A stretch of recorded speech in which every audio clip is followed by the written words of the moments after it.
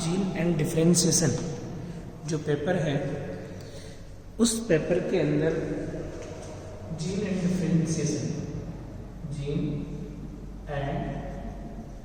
Differentiation का एक topic पढ़ेंगे हम कि इन्वायरमेंट के द्वारा किस प्रकार से एनिमल के डेवलपमेंट प्रभावित होता है, उसका मेटामॉर्फोसिस किस प्रकार से प्रभावित होता है, उसमें ओवुलेशन की क्रिया इन्वायरमेंट के द्वारा किस प्रकार से प्रभावित होती है। ठीक है, environmental cues in animal development. ठीक है, 9.1 है इन्वायरमेंटल cues and effects। देखिए, इन्वायरमेंटल फैक्टर के द्वारा ऐसे फैक्टर जो इन्वायरमेंट में प्रेजेंट होते हैं, इन्वायरमेंटल फैक्टर के द्वारा एनिमल को डेवलपमेंट का निर्धारण करना, एनिमल के डेवलपमेंट का किस प्रकार से डिटर्मिनेशन किया जाता है, निर्धारण किया जाता है, डिफरेंट एनिमल में फिनोटाइपिक फीचर्स का कंट्रोल किया जाता है। ठीक है ना, यानी इन्वायरमेंटल फैक्टर किस प्रकार से एनिमल के डेवलपमेंट एंड उसके फिनोटाइप्स, उसका फिनोटाइप्स किस प्रकार से प्रभावित होता है, इसकी हमें स्टडी करनी है। देखो, विजमैन एक साइंटिस्ट था, उसने 1875 में एक रिप्रेजेंट किया कि सम स्पीसीज की बटरफ्लाई डिफरेंट सीजन में डिफरेंट कलर लार्वा को उत्पन्न करती है। यानी जो बटरफ्लाई थी, इस पर एक्सपेरिमेंट किया किसने? विजमैन ने। और विजमैन ने बताया कि डिफरेंट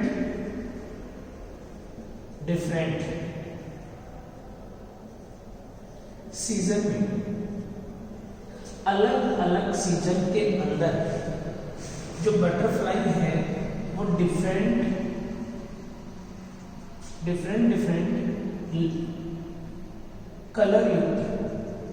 कलर वाले लार्वा प्रोड्यूस करती है। जैसे सीजन का मतलब क्या नाम है, विंटर सीजन है, समर सीजन है, रेनी सीजन है। रेनी सीजन में अलग कलर का लार्वा डेवलप करती है, विंटर सीजन के अंदर अलग प्रकार का लार्वा डेवलप करेगी। तो सीजन क्या है? इन्वायरमेंट है। इन्वायरमेंट उसको प्रभावित कर रहा है कलर प्रोडक्शन के लिए। ठीक है ना। विजमैन ने क्या बताया कि विजमैन ने बताया कि प्यूपा को ठंडा करके समर फॉर्म से हम स्प्रिंग फॉर्म में रूपांतरित कर सकते हैं। जैसे मान लीजिए प्यूपा है, अगर इस प्यूपा के चारों तरफ अगर हम कोल्ड एनवायरनमेंट दे दें, इसको कोल्ड एनवायरनमेंट दिया जाए, ठंडा एनवायरनमेंट दिया जाए, तो इसकी जो समर फॉर्म थी, कौन सी फॉर्म थी? समर फॉर्म, गर्मियों की जो फॉर्म थी, उसको हम किसमें कन्वर्ट कर सकते हैं? हम उसको स्प्रिंग सीजन यानी बसंत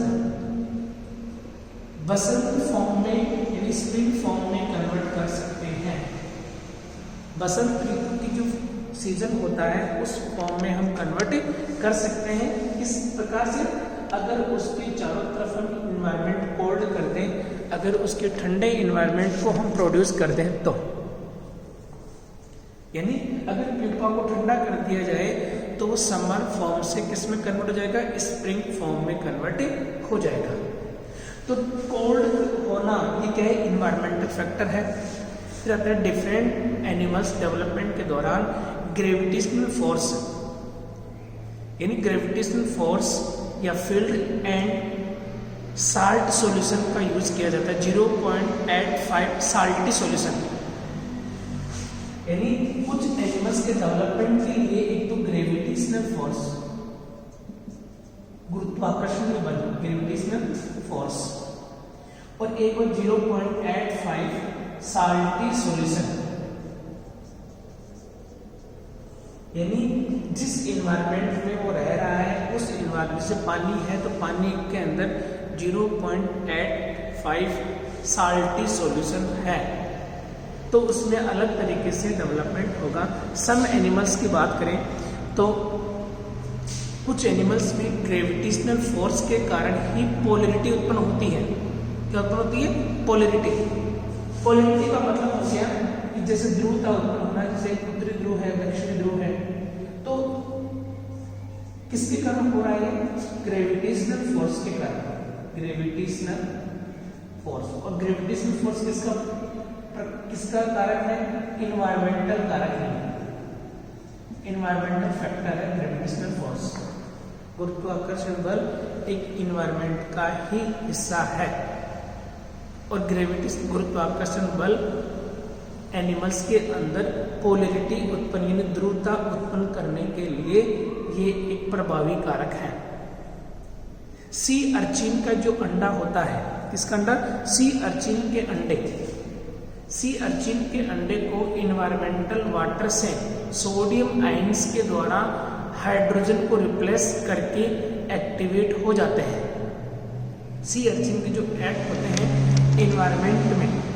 इन्वायरमेंट के अंदर जो क्या नाम है, इन्वायरमेंटल वाटर से सोडियम आयनों के द्वारा हाइड्रोजन का रिप्लेस करके एक्टिवेट हो जाते हैं, अर्थात ये भी एक इन्वायरमेंटल फैक्टर है। ठीक है ना। अब हम बात करें कि जैसे मैमेलियन एग का डेवलपमेंट मदर की बॉडी में होता है, यानी अगर हम मैमेलियन एग की बात करते हैं तो मैमेलियन एग का डेवलपमेंट कहाँ पर होता है? मदर की बॉडी के अंदर।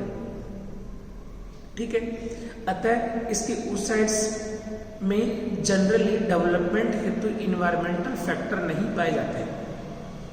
क्या नहीं पाए जाते? इसके oocytes में जनरली डेवलपमेंट हेतु इन्वायरमेंटल फैक्टर नहीं पाए जाते, बट ऐसा माना जाता है कि इन्वायरमेंटल के कुछ ऐसे फैक्टर पाए जाते हैं जो एग के डेवलपमेंट में हेल्प करते हैं। यानी देखो, मैमल्स के अंदर जो अंडे का डेवलपमेंट होता है, ये एम्ब्रियो, जैसे ये मैमल्स का एग है, इसका डेवलपमेंट यानी इससे एम्ब्रियो का फॉर्मेशन कहाँ पर होता है? यूट्रस के अंदर ही। ये यूट्रस है, इसके द्वारा प्लेसेंटा के द्वारा जुड़ा होता है। ठीक है। प्लेसेंटा के द्वारा वो मां के गर्भ से जुड़ा होता है। अब इसका देखा जाए तो बाहरी इन्वायरमेंट का इस पर कोई इफेक्ट नहीं पड़ता, लेकिन फिर भी स्टडी में ये पाया गया है कि इन्वायरमेंट के कुछ ऐसे फैक्टर हैं जो डेवलपमेंट में हेल्प करते हैं। हम कुछ एग्जांपल हम पढ़ रहे हैं, जैसे लार्वल सेटलमेंट कुछ, यानी ये तो एक वो था। अब हम कुछ ऐसे इफेक्ट पढ़ रहे हैं जो इन्वायरमेंटल इफेक्ट हैं जो एनिमल के अंदर डेवलपमेंट के लिए रेस्पॉन्सिबल होते हैं। पहला है लार्वल सेटलमेंट।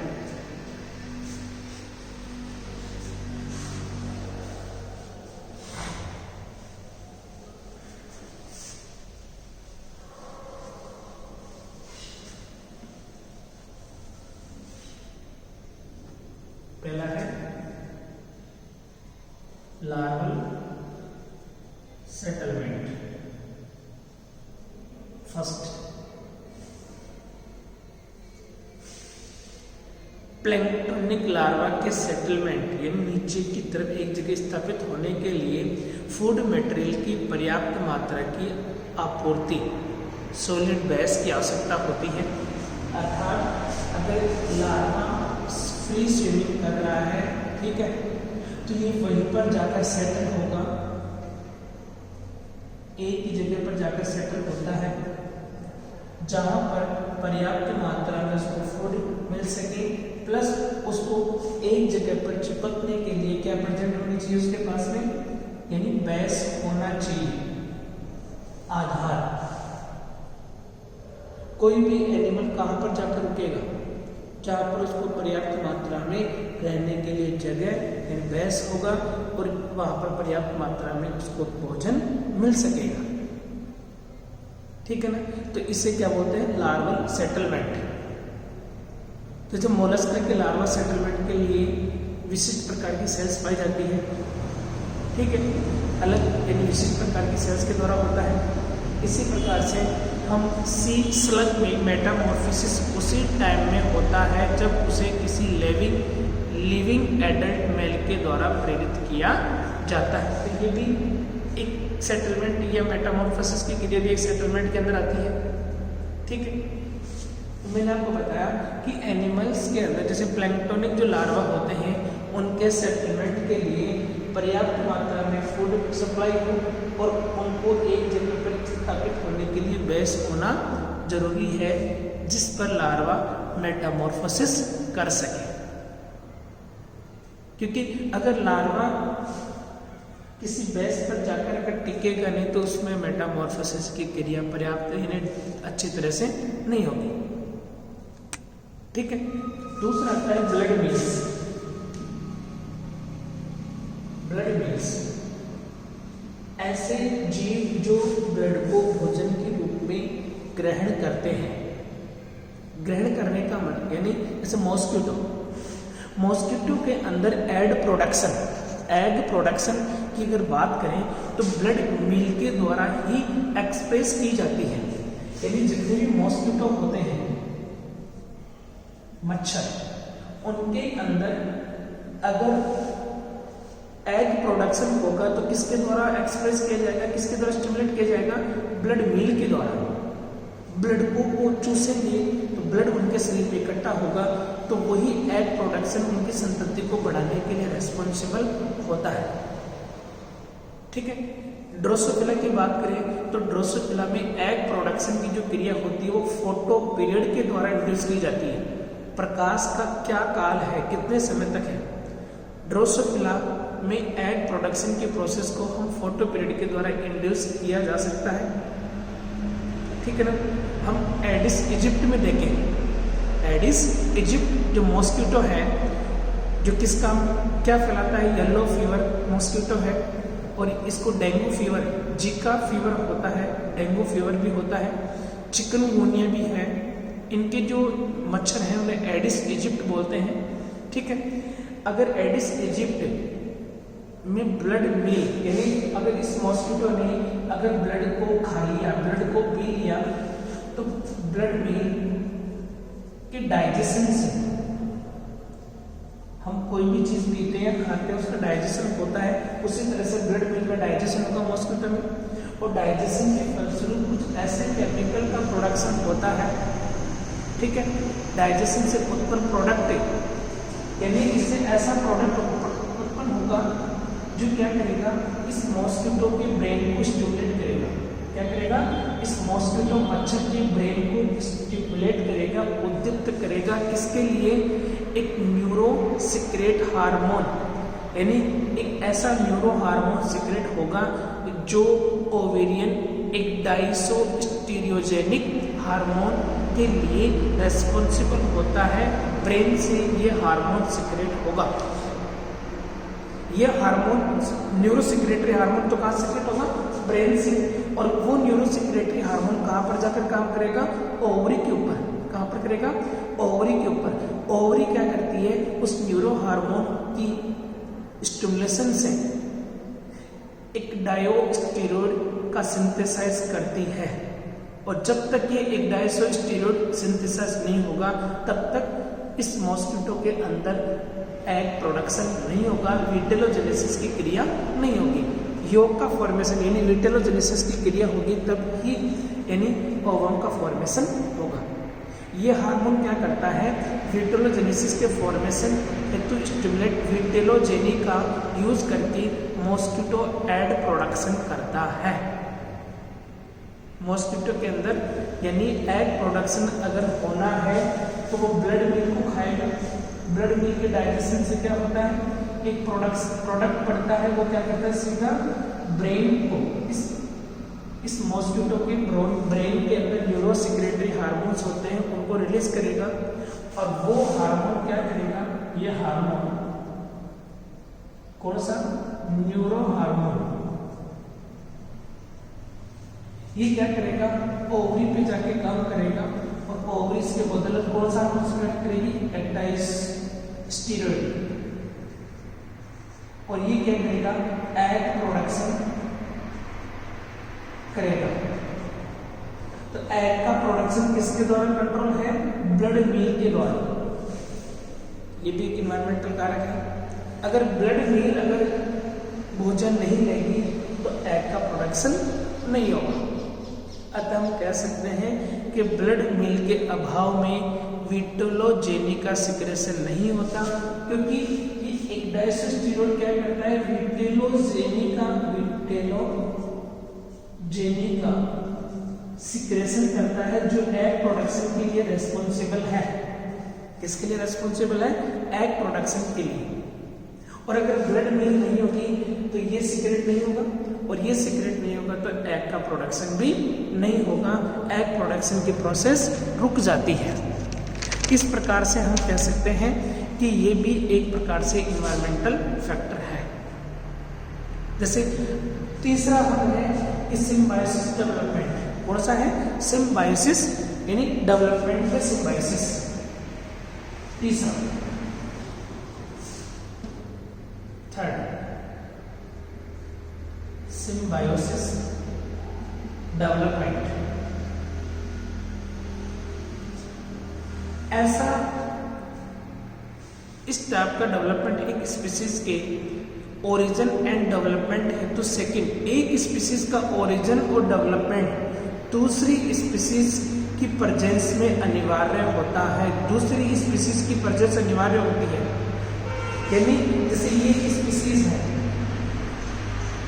इसका डेवलपमेंट होना है एक दूसरी स्पीसीज ये है, फर्स्ट ये है और दूसरी ये है। इसका डेवलपमेंट के लिए इस स्पीसीज का प्रेजेंट होना जरूरी है। इसका डेवलपमेंट, इसकी प्रेजेंस होना जरूरी है। तो इन दोनों की इस प्रकार के डेवलपमेंट को क्या बोलते हैं, सिम्बायोसिस डेवलपमेंट। यानी एक स्पीसीज के डेवलपमेंट और ओरिजिन यानी उत्पत्ति के लिए दूसरी स्पीसीज की प्रेजेंस या दूसरी स्पीसीज के ऑर्गेनिज्म की प्रेजेंस अनिवार्य होती है, तो उसे हम डेवलपमेंटल सिम्बायोसिस कहते हैं। कुछ एनिमल्स में इस टाइप की रिलेशनशिप पाई जाती है। ठीक है ना। तो ये है हमारे पास में कि इन्वायरमेंटल, जैसे हम देखते हैं कि सब एनिमल्स में इस टाइप का रिलेशन पाया जाता है। इसके बाद देखो फिनोटाइपिक प्लास्टिसिटी। फिनोटाइपिक प्लास्टिसिटी चौथा,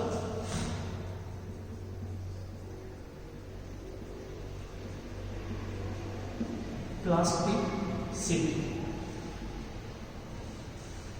इसमें क्या है, देखो फिनोटाइपिक प्लास्टिसिटी ऑर्गेनिज्म की इन्वायरमेंटल कंडीशन के प्रभाव से किसी फिनोटाइप्स को शो करने की कैपेसिटी को हम फिनोटाइपिक प्लास्टिसिटी कहते हैं। वापस सुन लीजिए इसको, ऑर्गेनिज्म की यानी जीवों की इन्वायरमेंटल कंडीशन के प्रभाव में, यानी इन्वायरमेंटल की क्या कंडीशन है, उसका क्या इफेक्ट पड़ रहा है, अपने फिनोटाइप्स को वो इन्वायरमेंट के अकॉर्डिंग चेंज कर लेते हैं। इसे फिनोटाइपिक प्लास्टिसिटी कहते हैं। इसमें ऑर्गेनिज्म यानी जीव डिफरेंट इन्वायरमेंट चेंजेस में डिफरेंट टाइप के फिनोटाइप्स उत्पन्न करते हैं, अतः इसे फिनोटाइपिक प्लास्टिसिटी कहते हैं। जैसे पॉलीफेनिज्म, ये इन्वायरमेंटल क्यूज द्वारा शो डिसकंटिन्यूअस फिनोटाइप्स को पॉलीफेनिज्म कहते हैं। इन्वायरमेंटल क्यूज के द्वारा, इन्वायरमेंटल संकेतों के द्वारा शोज डिसकंटिन्यूअस फिनोटाइप को हम क्या बोलते हैं, पॉलीफेनिज्म कहते हैं। जैसे टिड्डी दो रूपों में प्रेजेंट होती है। कितने रूप में प्रेजेंट होती है, दो। लोकस्ट होता है वो कितने रूप में प्रेजेंट होता है, दो में। एक short winged uniformly coloured and solitary, यानी एक वो जिसके छोटे विंग्स होते हैं, एक वो होती है जिसके लंबे विंग होते हैं और ब्राइटली कलर यानी चमकदार कलर वाली होती है। इन्वायरमेंट यह निर्धारण करता है कि लोकस्ट कौन सा एनाटॉमी धारण करेगी, यानी टिड्डी लंबे विंग्स वाली होगी या छोटे विंग्स वाली होगी, ये कौन डिसाइड करता है? सिर्फ और सिर्फ इन्वायरमेंट ही डिसाइड करता है। और सम क्यूज, कुछ क्यूज में फिनोटाइप उत्पन्न करने हेतु स्पेसिफिक जीनोम पाए जाते हैं, बट एक्सपेरिमेंट यह सेलेक्ट करता है, सॉरी इन्वायरमेंट यह सेलेक्ट करता है कि कौन सी फिनोटाइप मोस्ट अडेप्टिव होगा, क्योंकि हमारे को कौन सेलेक्ट करता है? इन्वायरमेंट कि ये स्पीसीज जीवित रहेगी या नहीं रहेगी, और उसी के अकॉर्डिंग पर्टिकुलर जीनोम का एक्टिवेशन करती है। मान लीजिए ये एनिमल, इसमें जीनोम है, 4 जीनोम है, ठीक है। ये जीनोम शॉर्ट विंग्ड के लिए रेस्पॉन्सिबल है और ये है लॉन्ग विंग्ड, लंबे पंखों के लिए प्लस ब्राइट कलर। इन्वायरमेंट उसी जीनोम को एक्टिवेट करती है जो इन्वायरमेंट के अकॉर्डिंग है, इन्वायरमेंट में अडेप्टिव हो सकता है। इन्वायरमेंट अगर ऐसा है कि उसमें शॉर्ट विंग वाली आवश्यक है, लंबे विंग वाले की जरूरत नहीं है, तो इसी को एक्टिवेट करेगा, इसको एक्टिवेट नहीं करेगा। अगर इसकी आवश्यकता है लॉन्ग विंग वाली, तो इसको एक्टिवेट नहीं करेगा, वो इसको एक्टिवेट करेगा। इस प्रकार से इन्वायरमेंटल क्यूज एंड इफेक्ट पड़ता है, इन्वायरमेंटल होते हैं, वो क्या करते हैं? डेवलपमेंट को प्रभावित करते हैं।